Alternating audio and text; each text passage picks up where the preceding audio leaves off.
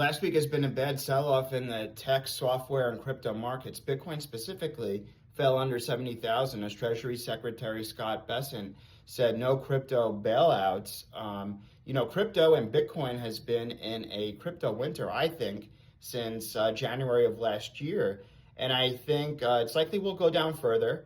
We could go down in the 50,000 range, possibly even all the way down to the 30,000 range. That's possible, but I still think we're closer to the end of this crypto winter than not. I think spring's around the corner. Obviously, time will tell, but considering we've been in this bear market, I think for a year, I think we're primed for a rebound.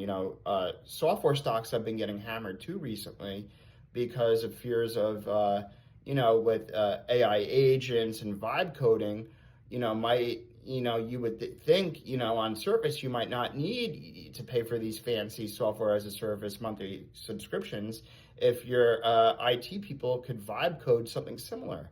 Well, I think this fear is it's causing the market sell-off, but I think it's overhyped, it's overdone. This reminds me a lot of the Deepseek sell-off from last January, where NVIDIA lost $600 billion of value in a day because the Chinese AI models were a lot cheaper and more efficient. So people thought in the US we were spending too much money on AI. Well, actually, with the thing called Jevons paradox, with cheaper AI, it means that, there's actually, companies will invest in it more and there's more use cases. There'll be less bottlenecks and constraints in terms of price. So once the Jevons paradox idea became prevalent, then that AI correction was over. I think the same thing is now. I think with Jevons paradox with software, I think there'll be actually more use cases for even better software.